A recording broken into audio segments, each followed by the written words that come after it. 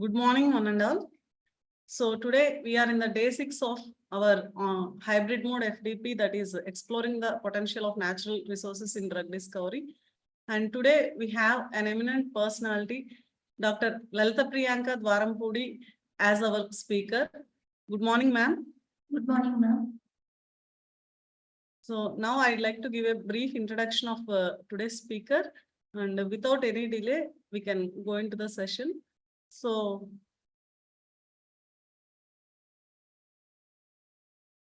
today we have Dr. Lalita Priyanka ma'am. Ma'am is working as a HOD in charge in the Department of Pharmacognosy, JSS College of Pharmacy, Ooty. She pursued her B.Pharm from Andhra University, M.Pharmacy in Phytopharmaceuticals from JSS College of Pharmacy, Ooty, and she completed her PhD from JSS College of Pharmacy, Ooty in the year 2014. And the main achievement of ma'am is at this age she had 2 patents granted, and she had 32 publications which are highly indexed in highly indexed journals. And ma'am started her career as an assistant professor in Kurnool, and then she joined in Ratnam Institute of Pharmacy in Nellore as associate professor, and thereafter she joined in Seven Hills College of Pharmacy, Tirupati, and later on she shifted to JSS College of Pharmacy, and now ma'am is working as HOD Department of Pharmacognosy, and her research potential is very high. Really, we are glad to have you here, ma'am. And with very short notice, you have accepted our invitation. I am highly thankful for that. Thank you so much, ma'am.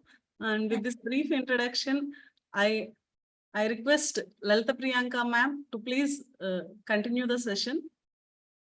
Thank you, Vijayta ma'am. Just I want to share the screen.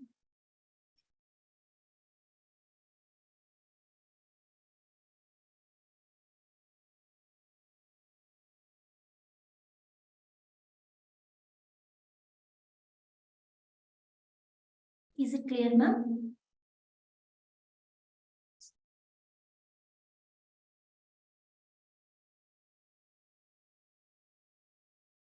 One second. Okay.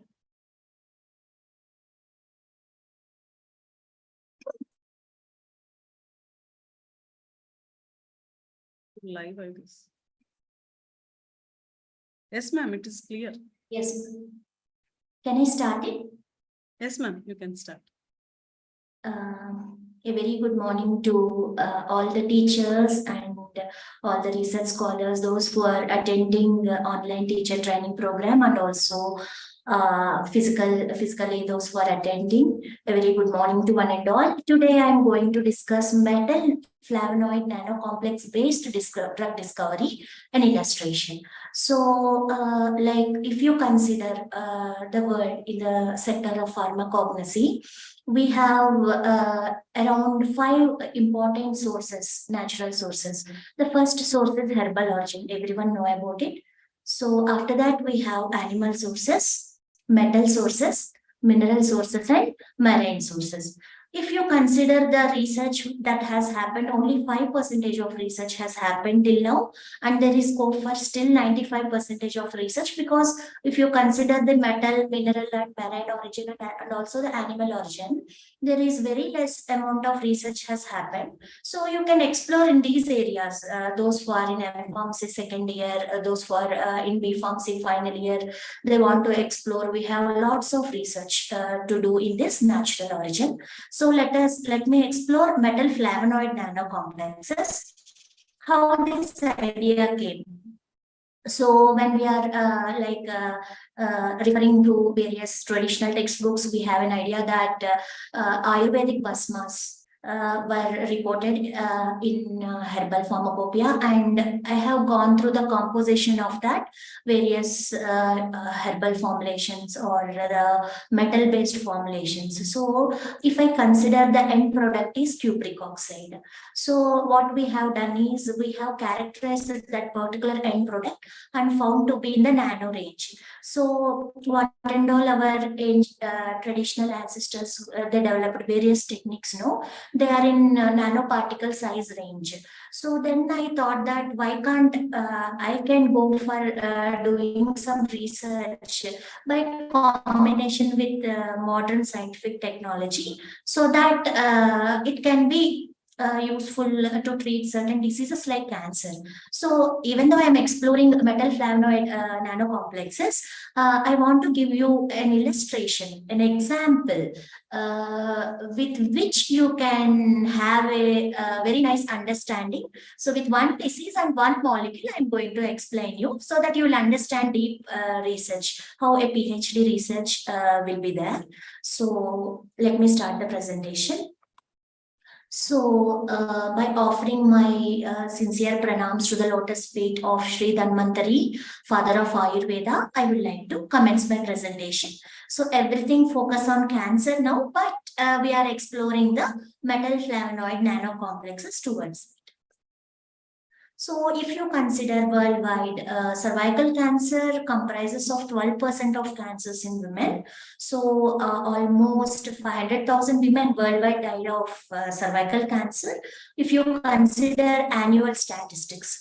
So, in developing countries like India, if you consider, it is the most prevalent cancer, and total number of women suffering for this particular cancer is around 7.1% according to the Lancet report. So if you consider the options, treatment options, we have so many chemotherapeutic drugs available, but they have major side effects. So like they can be around 50 chemotherapeutic drugs available, but they used to treat recurrent cervical cancer. There are lots of side effects with these drugs. So in recent era, the morbidity and mortality of women due to cervical cancer have increased greatly. And if you consider young women, so it became a common clinical challenge due to increased rate of incidence. And nowadays, the rate of incidence has been increased more. So if you take various current treatment options, we have chemotherapy, surgical therapy, radiation therapy, which were available to treat cancer, but they are highly invasive, non-specific, and they're associated with dose-related side effects. Whenever you want to give some little more dose to the patient, immediately they develop some side effect. And also we have normal cells of toxicity. It means that drug which you are giving to treat the cancer will destroy the healthy cells. This is called as normal cell toxicity. And the available, we have a lot of available medicines like Cervarix, Gardasil, which are used as vaccines to treat cervical cancer, but they are non-therapeutic. These vaccines can only prevent, but those who are already affected with cervical cancer, they won't do. So, the non-marital age girls, if they can able to get these vaccines, it is a prevention of cervical cancer. So, if you consider cervical cancer, it occurs because of human papilloma virus. It is a sexually contagious infection which occurs because of the virus called HPV. So we have various types of strains of HPV. We have HPV 16, 18, 31, and 33. All these things plays a vital role in cervical cancer development. So we have urgent need to develop non-invasive targeted therapy for HPV infected cervical cancer. So if you are considering the pathology and mechanism of cervical cancer, we have estrogen receptors, because if you consider human cervix, it is highly responsive to estrogen, and studies on transgenic mice models up to that level, they have proven that estrogen receptors are responsible, like maybe the overexpression of estrogen along with your HPV, human papilloma virus, is responsible to cause the cervical cancer. So if you consider estrogen dependent cervical cancer, drugs that are targeting overexpressed estrogen receptors may be effective in the management of cervical cancer. So we have chosen estrogen receptor alpha as important therapeutic target for HPV infected cervical cancer. So we have all regularly consuming diet like onion, garlic. We have various flavonoid rich enriched foods, where the content of flavonoids are more. So these flavonoids, some of the flavonoids are acting as phytoestrogens. What is the role of phytoestrogens? Phytoestrogens can competitively block these estrogen receptors, and they will help in reduction of cervical cancer by suppressing human papilloma virus. So let us see about their advantages. So if you consider the common dietary phytoestrogens like quercetin, it competitively bind with estrogen receptor and already induced cytotoxicity in cervical cancer cell lines and responsible for G1 phase arrest in the cell cycle. So G1 phase, we have various phases of growth cycle, G1 phase, G2M phase, like that. In that, this particular compound called quercetin has inhibited G1 phase arrest. So now we have an idea that this particular quercetin can use to treat cervical cancer, but we can't give it orally because it is one of the constituents present in food. We should give it in the form of medicine, right?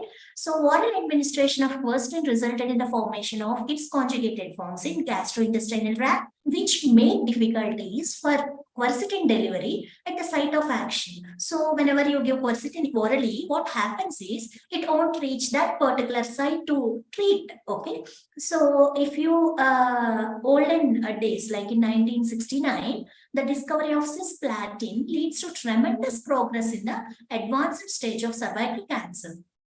So it is like nowadays, if you consider, it opens the door for metal-based targets of cervical cancer, but lot of clinical trials with large number of population were needed to assess the toxicity profiling. So interestingly, as I told you, the end product, the copper oxide, is the end product of basmas. And if you consider the synthetic copper oxide nanoparticles, they can able to exert, their cytotoxic effect on HeLa cell lines of the cervical cancer by inducing the apoptotic. Apoptosis is one mechanism by which our cancerous cells will die in a cascade manner. So if you consider copper oxide like nanoparticles, so they can act as therapeutic agents because residual copper expected during the mechanism can be easily managed by the human body because copper is a micronutrient present in the human body. And also, if you consider the metal ion interaction through hydroxyl and oxyl groups of quercetin, it also influences the other biological activity. And also, it was reported that there are complexes of quercetin with many metal ions which have significant antioxidant, antibacterial, and anti-tumor properties when compared with pure quercetin alone. If you consider copper quercetin complex, it is reported higher antioxidant activity compared to quercetin alone due to synergism. That's why we have chosen to prepare copper quercetin complex and we have nanotized it, and because it was having more apoptosis activity even in lung cancer cell lines. So if you consider nanoparticles, nanoparticles are very, very effective in low dose targeting, so that dose related problems also can be overcome. That's why we have chosen to prepare copper quercetin nanocompound. Let me show you some literature.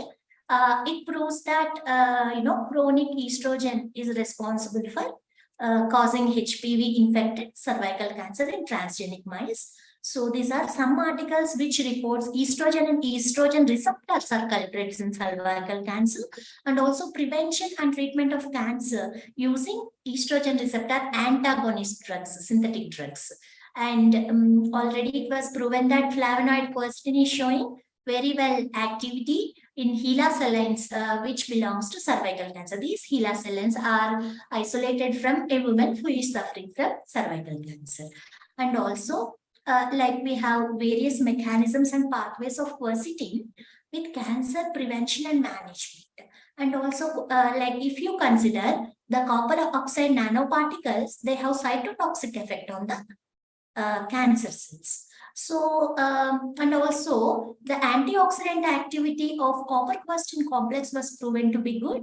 And also copper quercetin complexes are having some mechanism, good potential mechanism in anti-tumor property, a very good tumor targeting ability, and also quercetin is having very good activity. So we got an idea, why can't we complex it and make it nanotized so that it will give us, it might be proven as an active molecule. So our research focused towards that. So our main aim to prepare copper quercetin nanocomplex and test its efficacy on cervical cancer.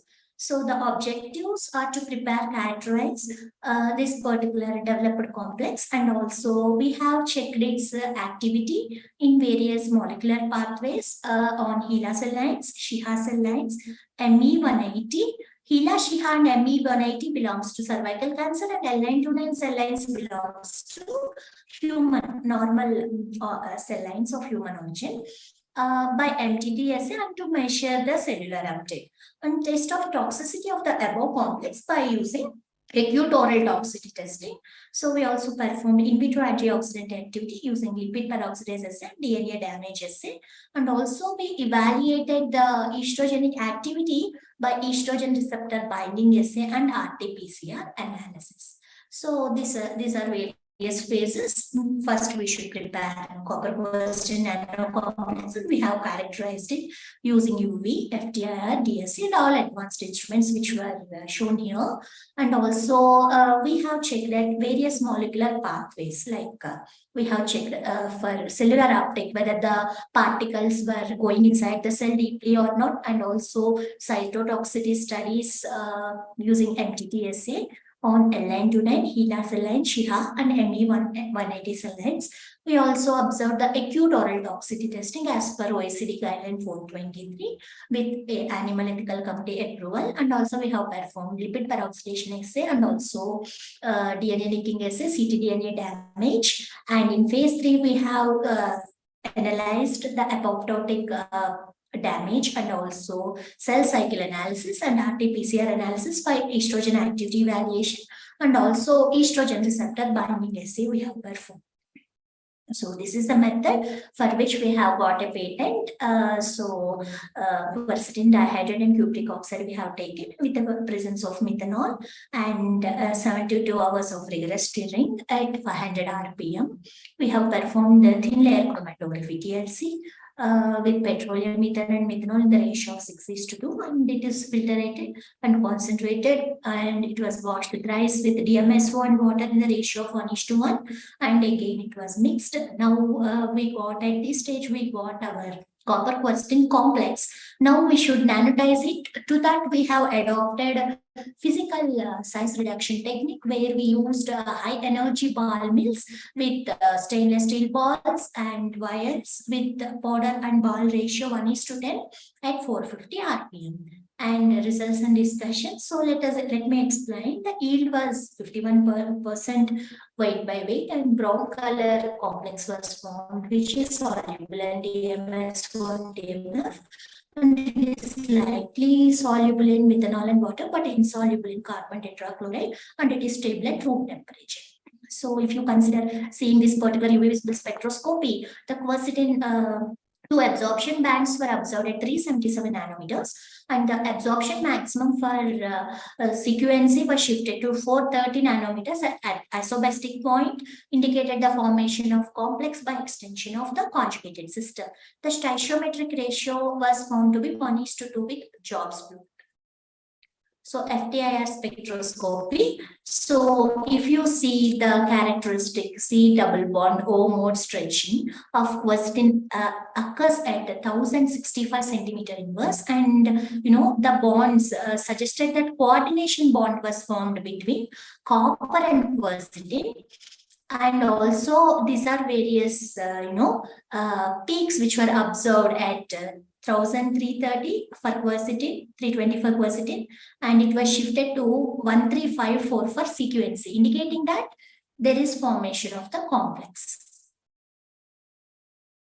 So the quercetin one and the complex one, and our data So if you take H1 and to a lower frequency in comparison to the pure quercetin, maybe due to increase in conjugation and the bond formation between copper and quercetin because of removal of the phenolic hydrogen atoms by the flavonoid and the metal ions. So thermogravimetric analysis corresponding to the endothermic peak at 370 corresponding to the melting point of sequency, and final decomposition of sequency occurs at 524 degrees centigrade. So FD Raman analysis. So there is a Raman shift value of 25 centimeter inverse clearly indicated that. So you can see clearly this is for quercetin, down one and top one is for our complex. So the formation of a chelation between 3OH and 5OH groups of quercetin with the cupric oxide. So HRMS indicated that molecular ion, molecular weight exactly. If we calculate the molecular weight, it is coming at 716, and HRMS spectra given around 720. It indicates that M plus 4H. So after that, the structure of our predicted structure of our copper quercetin nanocomplex through the experimental data which was obtained is this. So there is difference of plus 4H ions, and our scanning electron microscopy results. So the particle size was found to be 224 nanometers, and the elemental composition is C30. H28, O17 and Cu, and the ratios of carbon oxygen were found to be, analysis of copper was found to be 7.93%, and carbon and oxygen were found to be 58 and 33% respectively.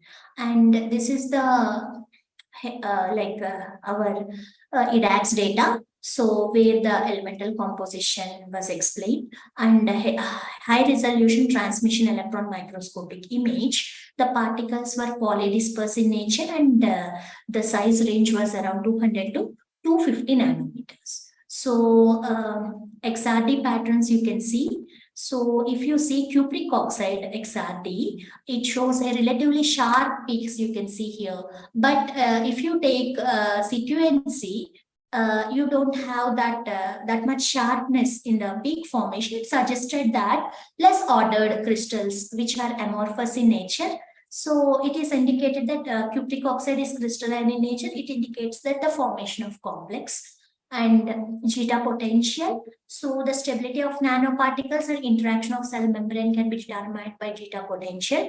The zeta potential was found to be minus 30.7 billion electron volts, and size distributions of copper quercetin nanocomplexes were determined, and 82.7% of the particles were in the size range of 230 nanometers, and remaining 17.3% of the particles were in the size range of 48 nanometers with 0.7 polydispersity index. We have performed a cellular uptake assay. This is the method which was available in literature. So you can see clearly. So if you take the cellular uptake, these small dots were there in green color, which indicates that sequency had been effectively internalized into the HeLa cell surface, providing evidence that CQNC may have enhanced cellular uptake. So after once it was surrendered by the cell, you can see a lot of breakdowns in that cell contents in which it entered and it started its divisions, providing evidence that CQNC may have enhanced uptake. And also we have done with fluorescent FICT. This is a dye which label sequency had been proven that it is effectively internalized into the cells. You can see clearly all these things before the cells were plain color, and now you can see by using dye we have taken these naps, and it is effectively internalized into the HeLa cell surface. So you can explain that it is having enhanced cellular uptake through these images. So these are cytotoxicity assays. We have used raloxifene as a standard. Raloxifene is a SERM, selective estrogen receptor modulator.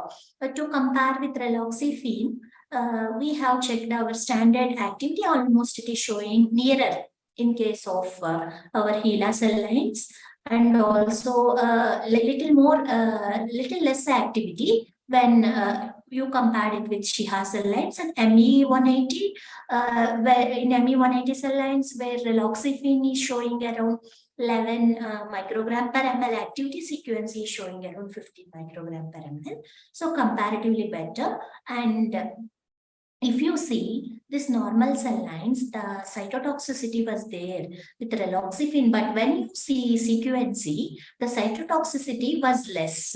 So it is an ideal, it is showing ideal anti-tumor drug properties. Why? Because these are the cell images. You can see before treatment and after treatment in HeLa cell lines, Shiha cell lines, and ME180 cell lines. This is LN2 cell lines. An ideal anti-cancer drug should have the properties. It should inhibit the cancer cell lines, but it should be not toxic to the normal cell lines. So this is acute oral toxicity testing at a level of around 2000 mg per kg body weight. We will be checked on animals, and for 14 days we will be observing for various parameters, like maybe any Linda achievers there or any behavioral or neurotoxicological activities were reported, or any mortality was observed after 14 days of treatment. But sequencing treated group showed that a single administration via oral route didn't produce any mortality or altered behavioral patterns. So it was, LD50 values were calculated according to the weight of the animal, and lipid peroxidation assay. This was a standard method. So lipid peroxidation was one of the important factors to assess the free radical mediated DNA damage. So the increased lipid peroxidation is one of the risk factors in cervical cancer pathogenesis. So IC50 values of quercetin and CQNC were found to be around 60.5 microgram per ml and 56.78 respectively. So it provides evidence that nanoparticulated systems had improved lipid peroxidation activity in vitro. So DNA nicking assay. So this is the standard method which was reported on PBR322 plasmid. We used to do the DNA nicking assay. We have taken 4 lanes: lane 1, lane 2, lane 3, and lane 4. So this particular one is like nicked circular form, linear form, and supercoiled form. So lane 1 negative control, lane 2 sequencing and DNA and Fenton reagent, and lane 3 is positive control, that is quercetin, and lane 4 is DNA plus Fenton reagent. So if you see the hydroxy radical react with nitrogenous bases of DNA, it produces base radicals and sugar radicals. The base radicals, they react with sugar moiety, and lane 2 showed that the DNA damage and the protective activity of sequencing. The studies carried out on, as I discussed, plasmid DNA PBR322, and sequencing showed significant reduction in the formation of nicked DNA, that is lane 2. So if you compare with quercetin, sequencing showing significant activity like in combination. So biological systems, the metals can bind and DNA leading to partial site-specific hydroxyl radical formations. So it can be understood that sequencing can prevent the DNA damage which was caused because of the free radicals. So this is ctDNA damage method, and we have 4 lanes. And first lane we used like our positive, in third lane and fourth lane we used our positive control and the original drug. So, it can be explained with laddering assay. You can see it, a formation of ladder. So a ladder-like pattern on the DNA fragments was observed after treatment with iron and also hydrogen peroxide. And the results can be speculated that sequence treated group plays a protective role in the DNA damage, which was fourth lane. Which was mainly induced by the free radical damage initiated by more salt and H2 hydrogen peroxide. So then next one is determination of our apoptotic changes, like we'll be using two dyes, acridine orange and ethylene bromide staining. So HeLa cells will be incubated with sequencing and quercetin for 24 hours and stained with the acridine orange and ethylene bromide in the ratio of 1:1. And after staining, the cells will be washed with phosphate buffer serum twice and visualized under fluorescent microscopy, and apoptotic characters will be now I will show you this. So this is in the initial stage. We have zoomed it and we have taken this. You can see control quercetin. So this is A1 is control and B1 is quercetin, and sequency. You can see here, the sequency molecules has entrapped and various binucleated and multinucleated conditions were reported here. And positive control is raloxifene. So this is our raloxifene drug. So you can see with the positive control, there is lot of apoptotic damage which was observed, comparable with our complex. So the condensation of chromatin and membrane bubbling, shrinkage, fragmentation, all these things are apoptosis, which we can characterize, and visualization of condensed chromatic threads of dead apoptotic cells with acridine orange and ethylene bromide staining of DNA technique was performed. And acridine orange is a cell permeable dye and it stains dead cells. So if you consider the ethylene bromide is a membrane permeable dye, so the stains cells after staining will be in the form of viable cells, will be light green in color, early apoptotic will be bright green in color, and late apoptotic will be orange in color, and non-viable cells will be red in color. So sequence treated cells show shrinkage as I have shown in the images, and condensed nuclei and fragmentation and apoptotic bodies along with the positive control raloxifene, which controls cells and had intact nucleus architecture and also with regular morphology and clock frequency. So these results indicated that sequence inhibits cell proliferation and induces apoptotic in HeLa human cervical cancer cell lines. So cell cycle analysis, this is the standard method, and our particular complex has inhibited more percentage of cells in synthetic phase and G2M phase, and decreased cell cycle arrest in G0 and G1 phase, where quercetin induces cell cycle arrest in G1 and S phase in various cancer cell lines. So we have also performed assay for estrogen receptor binding assay by using RT-PCR analysis. This is a standard method, and we have used two genes here, BCLXL and estrogen receptor beta, where you can see with estradiol it is showing 100% activity. With CQNC, the activity was around 77%, and estrogen receptor beta, the activity was around 86%, and quercetin is showing the activity around 74 and 65. So, and raloxifene is showing the activity 92 and 95, which is little bit comparable with that of the standard. So, if you consider estrogen activity demonstration, the endogenous transcriptional regulation factors plays a vital role. So, the standard estrogen beta exhibited maximal result, and a cytotoxic test has been performed for various selected concentrations, which has showed there is no effect on cell viability. Our data showed that CQNC, which was investigated, exhibited estrogenic activity by inducing gene expression at different levels. And finally, estrogen receptor binding assay. So you can see clearly the fluorescent labeled compound, and which was labeled to HeLa cells, clearly here green color, and these are the cell lines. The results suggested that BSA FICT conjugated dye can bind to estrogen receptors present in the membrane of the HeLa cell lines because BSA FICT is a membrane impermeable dye. So coming to the summary, so as a part of our project, we have devoted to develop a new complex of quercetin and flavonoid, which has been prepared and characterized.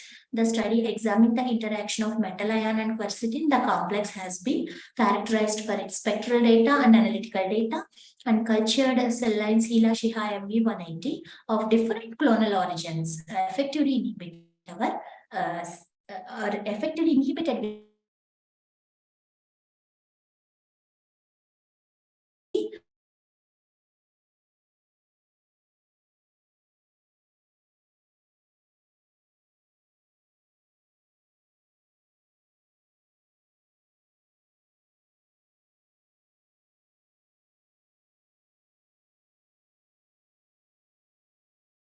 dependent manner up to 72 hours, and the CQ in comparison with raloxifene. In HeLa cell line, CQNC exhibited equivalent IC50 value of 10 microgram per ml in comparison with raloxifene.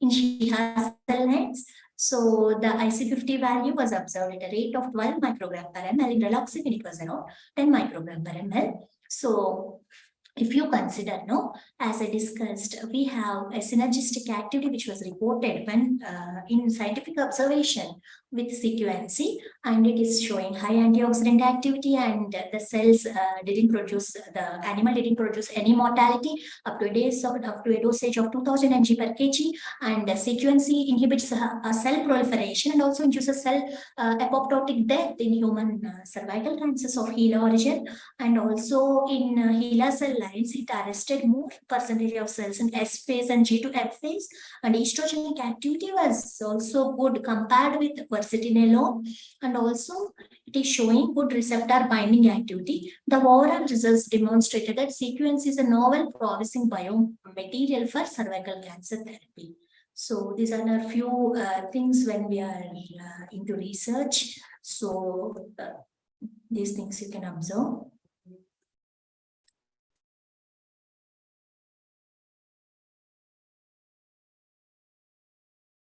So these are few publications, and the patent was already granted, and I received a CSR Senior Research Fellow for the study to carry out, and we received a Best Poster Award at China, and also it was awarded presented at various national and international conferences, and travel grant was also provided by our university to visit China. So before concluding this presentation, I would like to explain, show my department. So Department of Pharmacognosy and Phytopharmacy, which was started in the year 1988 to explore medicinal plants, to isolate leaf molecules, and to develop various herbal formulations. We have excellence in natural products research and ethnopharmacology, and creating awareness on medicinal plants. So these are the few instruments available with our department infrastructure.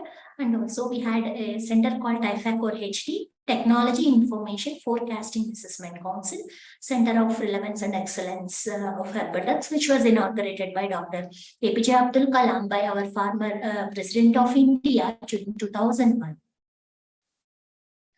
So definitely India should have global market for herbal medicine. Not only herbal medicine, we have various herbal medicines, like we have various natural medicines like animals, the sources, natural sources which are obtained from animals, which are from metal, marine, and which are obtained from metal, marine, and also we have mineral sources, various mineral sources. So my sincere advice to all the people, at least we can take one plant, do nice research in that plant, explore it nicely, and go ahead with your thesis or findings. And I would like you to work at least one person, one plant. Definitely more research will happen. So that's what I want to convey. And thank you very much, Vijayta ma'am, for giving me an opportunity to share my views and research findings, which I have done.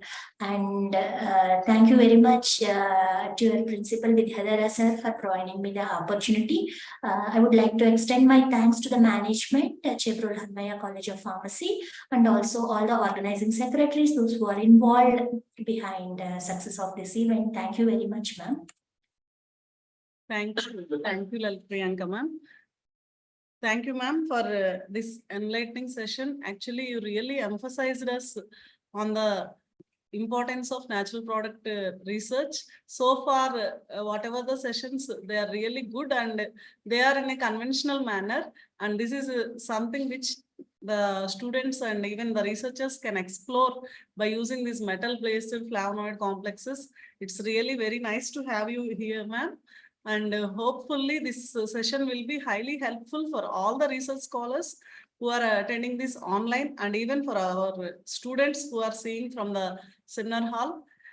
And thank you so much, Lalita Priyanka ma'am. And as it is the last day of our faculty development program, here itself, I'd like to conclude today's session. Dear participants, I am really thankful to all the speakers who have helped us in conducting this faculty development program. And my special thanks to all the participants who participated through online and offline, especially for your cooperation and support in conducting this faculty development program. And one more reminder, we will be sharing a feedback link along with questionnaire in the WhatsApp group, which is there for all of us. And the link will be provided by afternoon around 1 to 2 p.m. And once the link is opened, it will be closed within 2 hours, because we are going to provide the questionnaire along with this. And as we mentioned in the brochure, a small gentle reminder for all the participants, those who are securing a minimum of 50%, they will be getting the e-certificates. And one more request to all the participants, we kindly request you to provide us some time for generation of the e-certificates. Hopefully, we will be providing the certificates before 30th of March. Thank you one and all. Thank you, Priyanka ma'am. It's really nice to be with you today. Thank you, ma'am. Thank you so much.